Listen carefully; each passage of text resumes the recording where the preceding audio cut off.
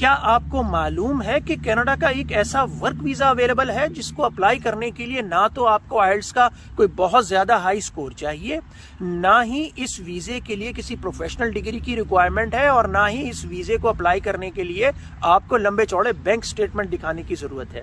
इस वीजे पर आप अपनी फैमिली के साथ कनाडा में सेटल हो सकते हैं, बल्कि आपका एम्प्लॉयर आपको आपकी फैमिली के साथ कनाडा में सेटल होने में मदद करेगा, आपको ऑन जॉब ट्रेनिंग भी देगा, और अगर आपकी इंग्लिश बहुत ज्यादा अच्छी नहीं है तो आपको मुफ्त में इंग्लिश के कोर्सेज भी कराएगा। और अगर आप इस वर्क वीजा पर 1 साल काम करते हैं तो आप कनाडा की परमानेंट रेजिडेंसी अप्लाई भी कर सकते हैं और आप कनाडा के सिटीजन भी बन सकते हैं। ये गोल्डन अपॉर्चुनिटी है उन दोस्तों के लिए जो कनाडा में सेटल होना चाहते हैं या कनाडा में काम करना चाहते हैं। इस वीजे की डिटेल पूरी तरह बताऊंगा, लेकिन आपने पूरी वीडियो को आखिर तक देखना है और मेरे साथ बने रहना है। इससे पहले कि मैं इस वीजे की पूरी डिटेल आपको बताऊं, मेरी आपसे एक छोटी सी रिक्वेस्ट है कि चैनल को सब्सक्राइब कीजिए, वीडियो को लाइक कीजिए और कमेंट्स में बताइए कि आपको ये वीडियो कैसी लगी। कनाडा का एक प्रोविंस है न्यू ब्रंसविक। यहां पर इकोनॉमिक एक्टिविटीज तो बहुत ज्यादा हैं, लेकिन यहां पर एक छोटा सा एक प्रॉब्लम है, और वो ये कि यहां पर लेबर की शॉर्टेज बहुत ज्यादा है। तो इस शॉर्टेज को पूरा करने के लिए न्यू ब्रंसविक की जो प्रोविंशियल गवर्नमेंट है उसने कनाडा की फेडरल गवर्नमेंट के साथ एक प्रोग्राम इंट्रोड्यूस करवाया है जिसे New Brunswick critical worker pilot program कहते हैं। इस प्रोग्राम के तहत दुनिया भर से लेबर्स को इनवाइट किया गया है कि वो कनाडा में आ सकते हैं, कनाडा का वर्क वीजा ले सकते हैं और 1 साल के बाद वो कनाडा की परमानेंट रेजिडेंसी अप्लाई कर सकते हैं। न्यू ब्रंसविक प्रोविंस में लेबर शॉर्टेज जो है वो मुख्तलिफ सेक्टर्स में है, जैसे कि मैन्युफैक्चरिंग है, फूड प्रोसेसिंग है, फॉरेस्ट्री है, फिशरिंग है, फार्मिंग है, एक्सेट्रा एक्सेट्रा। इस वीजे पर आप डायरेक्ट अप्लाई नहीं कर सकते, बल्कि आपको एम्प्लॉयर की तरफ से एक ऑफर लेटर की जरूरत होगी। जब तक आपके पास ये ऑफर लेटर नहीं होगा आप इस वर्क वीजा को अप्लाई नहीं कर सकते। लेकिन न्यू ब्रंसविक गवर्नमेंट ने इस प्रॉब्लम को भी बहुत ज्यादा आसान कर दिया है और खुद ही ऐसी 6 कंपनीज को सेलेक्ट कर लिया है जो आपको स्पॉन्सर कर सकती हैं। इन 6 कंपनीज को इसलिए सेलेक्ट किया गया है कि ये कंपनीज जो हैं इनकी रेपुटेशन बहुत अच्छी है और ये पास में भी जो है ह्यूमन रिसोर्स गवर्नमेंट को फराहम प्रोवाइड करती रही है। New Brunswick critical worker pilot program में जो है वो हाई स्किल्ड लेबर भी चाहिए, यानी कि इंजीनियर्स भी चाहिए, और लो स्किल्ड लेबर भी चाहिए, यानी कि जो सिर्फ सप्लाई चेन पे काम करते हैं या पिक और पैकिंग करते हैं, उनकी भी बहुत ज्यादा रिक्वायरमेंट है। तो आप इन एम्प्लॉयर की वेबसाइट पर जाइए और अगर जो जॉब अवेलेबल है उस पर अप्लाई कीजिए। न्यू ब्रंसविक की गवर्नमेंट खुद भी जो है वो जो है इंटरनेशनल इवेंट्स जो है वो ऑर्गेनाइज करती रहती है, वर्चुअल इवेंट ऑर्गेनाइज करती है ताकि जो वर्कर है उनको हायर किया जा सके। आज मैं आपको न्यू ब्रंसविक की वेबसाइट पर ले जाता हूं, गवर्नमेंट की वेबसाइट पर, और आपको दिखाता हूं कि अगर आपको जो है वो एम्प्लॉयर ढूंढने में डिफिकल्टी हो रही है तो आप किस तरह से साइन अप कर सकते हैं और अपने आप को रजिस्टर्ड करवा सकते हैं। और आपको जो है एम्प्लॉयर अगर आप साइन अप कर लेते हैं अपने आप को तो फिर आपको एम्प्लॉयर जो है वो आपको अप्रोच कर सकता है और आपको जॉब ऑफर कर सकता है। मैं इस वक्त जो है न्यू ब्रंसविक गवर्नमेंट की ऑफिशियल वेबसाइट पर मौजूद हूं और आप देख सकते हैं कि न्यू ब्रंसविक की गवर्नमेंट ने अपकमिंग इंटरनेशनल रिक्रूटमेंट इवेंट्स के बारे में डिटेल से बताया हुआ है।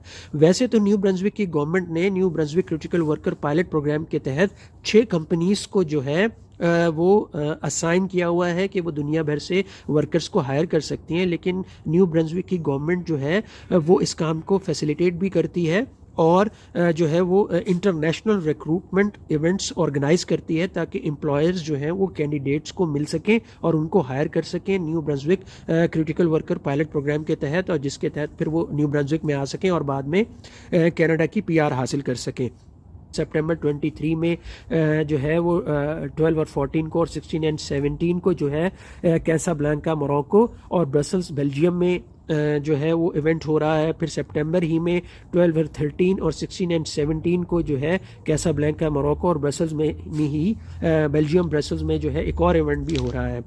अच्छा, इसके लिए ज़रूरी नहीं है कि आप जो हैं वो इन कंट्रीज़ में या इन सिटीज़ के सिटीज़न हो और आप यहाँ रहते हो, अगर लेट से अगर आप जो है यूरोप में मौजूद हैं और आप विज़िट कर रहे हैं, आपके पास शेंजन वीज़ा है और आप जो है वो ब्रसल्स या बेल्जियम जाए, तो वहाँ पर आप इस इवेंट को जो है वो आप विज़िट कर सकते हैं। लेकिन इससे पहले आपको जो है यहाँ पर साइन अप करना ज़रूरी होगा। ये साइन अप का ऑप्शन है और आप जो है वो आप इस इवेंट्स के लिए जो है वो आप साइन अप कर सकते हैं। लेकिन अगर आप लेट से अगर आप जो है वो आप यहाँ पे विज़िट नहीं कर सकते, तो इसका ऑनलाइन ऑप्शन भी मौजूद है। ये जो है मैं आपको देख सकते हैं कि वर्चुअल रिक्रूटमेंट जो है वेरियस सेक्टर में, आप इसके लिए भी आप अपने आप को जो है वो साइन अप कर सकते हैं। मैं आपको इस पेज के ऊपर ले जाता हूं। अगर आप इन शहरों में नहीं रहते या आप इन शहरों को विज़िट नहीं कर सकते जहां पर इवेंट्स ऑर्गेनाइज हो रहे हैं, तो आप सबसे आसान तरीका है कि आप ऑनलाइन जो है आप अपने साइन अप करें और अपने आप को रजिस्टर्ड कर लें। और हो सकता है आप अगर आप अपने आप को रजिस्टर्ड कर लेते हैं तो आपकी क्वालिफ़िकेशन वगैरह देखकर आपको एम्प्लॉयर जो है वो आपको हायर कर सकते हैं। आपने अपना फर्स्ट नेम डालना है, आपने अपना लास्ट नेम डालना है, ईमेल है, फिर आपने अपना ईमेल कंफर्म करना है। इसके अलावा इन्होंने मुख्तलिफ, उसको आप जब पढ़ेंगे डिटेल से बताया हुआ है, और वो मुख्तलिफ सेक्टर जिनमें जो है वो न्यू ब्रंसविक में एम्प्लॉयर्स जो है वो ढूंढ रहे हैं। ये देखिए उन्होंने ये आपको बताया हुआ है, ये NOC employers in new Brunswick recruiting position with the following NOCs। आप देख सकते हैं लेजिस्लेटिव और सीनियर मैनेजमेंट ऑक्यूपेशन है, इसी तरह बिजनेस, फाइनेंस एंड एडमिनिस्ट्रेशन के ऑक्यूपेशंस हैं, नेचुरल एंड अप्लाइड साइंसेज है, हेल्थ ऑक्यूपेशंस हैं जिसमें नर्सेज वगैरह हैं, एजुकेशन लॉ है, कम्युनिटी एंड गवर्नमेंट सर्विसेज के ऑक्यूपेशन है, आर्ट कल्चर है, सेल्स एंड सर्विसेज का ऑक्यूपेशन है, ट्रेड्स एंड ट्रांसपोर्ट है। लेट से हम इसको चेक कर लेते हैं, ट्रेड्स एंड ट्रांसपोर्ट का जो है ये हमने चेक किया, तो इसमें क्या क्या रिक्वायरमेंट है। कंस्ट्रक्शन मैनेजर चाहिए, होम बिल्डिंग रेनोवेशन के मैनेजर चाहिए, आपको contractors, super tool and die makers चाहिए, शीट बॉयलर मेकर चाहिए, आयरन मेकर्स चाहिए, इलेक्ट्रिशियंस चाहिए, फिर आप देखते हैं प्लम्बर्स चाहिए, गैस फिटर्स चाहिए, कारपेंटर्स चाहिए, ब्रिकलेयर्स चाहिए, हैवी ड्यूटी इक्विपमेंट मशीन्स के चाहिए, मैकेनिक फिटर्स चाहिए।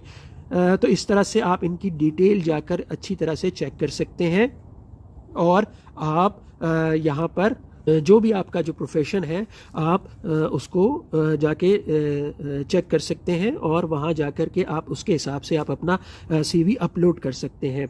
सेलेक्ट योर NOC, यानी कि आपका आप बेकर हैं, कुक हैं, या जो भी आपका है आपने वो सेलेक्ट कर देना है। फिर इसके अलावा आपको कितना एक्सपीरियंस है, आपके पास वैलिड ड्राइवर लाइसेंस है नहीं है, आपके पास फेडरल एक्सप्रेस एंट्री का प्रोफाइल नंबर मौजूद है या नहीं है। अगर आपके पास मौजूद है, आपने अप्लाई किया हुआ डाल दें, अगर नहीं किया हुआ तब भी कोई इशू नहीं है। INB प्रोफाइल नंबर है तो वो भी डाल दें। लेकिन ये बात कह रखिए कि आप बाद में चेंजिंग नहीं कर सकते। उन्होंने आपको बताया हुआ है कि अगर आपने एक दफ़ा before clicking save and next आपने वेरीफाई ऑल इन्फॉर्मेशन आपकी करेक्ट है, क्योंकि बाद में आप अपनी जो इन्फॉर्मेशन दी हुई है उसको आप चेंज नहीं कर सकते। आपने अपना CV अपलोड करना होगा। आप अपना CV अपलोड करते हैं तो फिर आप अपनी ये तमाम चीज़ें आगे जाएंगे, क्योंकि मैं इस वक्त अपलोड नहीं कर रहा हूँ, तो वो फिर आपको आपकी तमाम चीज़ें जो है अपलोड हो जाएंगी और आपका CV, आपका एक्सपीरियंस वगैरह जिस फील्ड में भी है वो चला जाएगा। और न्यू ब्रंसविक की गवर्नमेंट जो है वो आपका CV और आपकी डिटेल जो है वो एम्प्लॉयर्स को खुद भेज देगी, और अगर उनको आपकी रिक्वायरमेंट होगी तो वो आपको अप्रोच कर लेंगे, आपको इंटरव्यू कॉल आ जाएगी और आप इस जो है वो प्रोग्राम के तहत जो है वो आप अप्लाई कर सकेंगे। और आपके पास ये बड़ी गोल्डन अपॉर्चुनिटी है अगर आप कनाडा में सेटल होना चाहते हैं और कनाडा की PR हासिल करना चाहते हैं।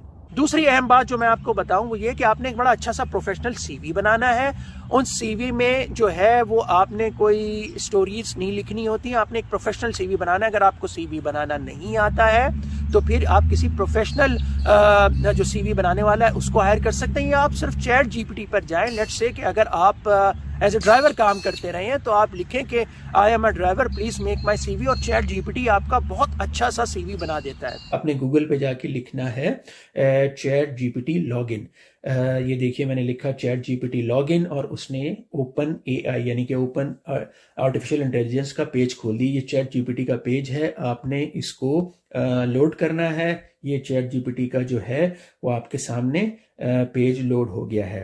अब आपने ये जो लिखा हुआ है ट्राई चैट जीपीटी, आपने सिर्फ इसको लोड करना है। ये पेज लोड हो जाएगा और ये विंडो खुल जाएगी जैसे गूगल की होती है।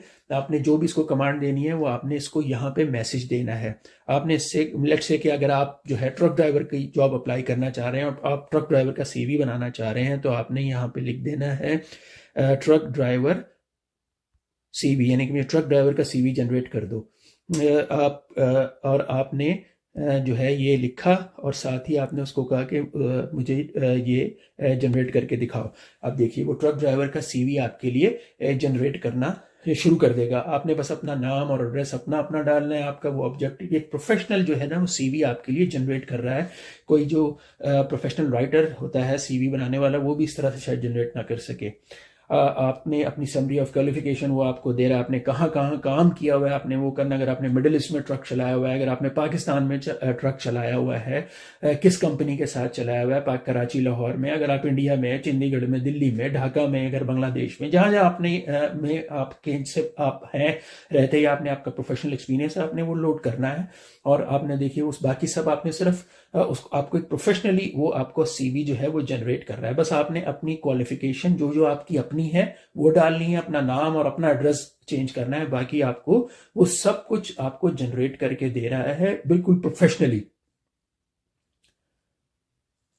तो इस तरह से आप चैट जीपीटी के जरिए से जो है आप अपना एक प्रोफेशनल सीवी जनरेट कर सकते हैं। अगर आपको सेलेक्ट कर लिया जाता है तो आपको इंटरव्यू होगा। इंटरव्यू में आपने बहुत ज़्यादा ये भी शो नहीं करना, मैं आपको इंटरव्यू की भी टिप दे देता हूँ। आपने इंटरव्यू में कुछ ज़्यादा ये भी शो नहीं करना कि जी मैं इस कनाडा आने के लिए जो है वो I am dying to come to Canada, या और आपने ये भी नहीं शो करना कि जी मुझे कोई ख़ास मेरा इंटरेस्ट नहीं है। बल्कि आपने बस कहना है, अगर वो आपसे पूछते हैं आप क्यों आना चाह रहे हैं, तो आपने सिर्फ ये कहना है कि जो है मैं मेरे पास बहुत ज़्यादा जो स्किल्स हैं वो जॉब के लिए जो है वो सूटेबल हैं। और वो अगर पूछेंगे कनाडा क्यों आना चाहते हैं तो बोलें जी कि कनाडा की पीसफुल कंट्री है, मल्टीकल्चरल कंट्री है, और जो है यहाँ पर मुझे प्रोफेशनल मेरी ग्रोथ होगी, मैं इसलिए कनाडा आना चाहता हूँ। इसके बाद आपको अगर जॉब ऑफर हो जाती है तो फिर आप इस वीजे के लिए अप्लाई कर सकते हैं। कुछ लोग कहते हैं कि New Brunswick critical worker pilot program के लिए आइल्स की बिल्कुल भी रिक्वायरमेंट नहीं है, तो ऐसा नहीं है।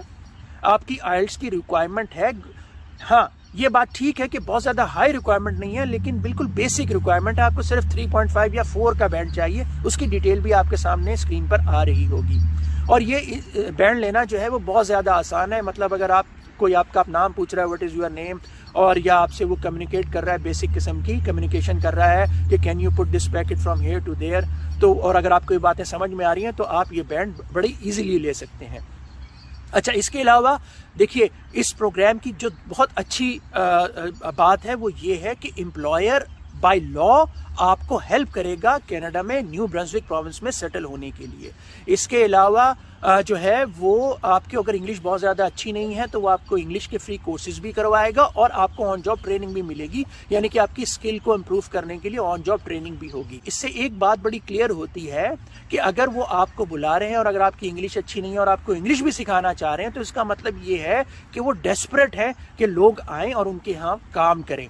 1 साल सिर्फ आपको वर्क वीजा जो है आपको एम्प्लॉयर के साथ काम करना है और उसके बाद आप जो है कैनेडियन पीआर अप्लाई कर सकते हैं और वहाँ के सिटीजन बन सकते हैं।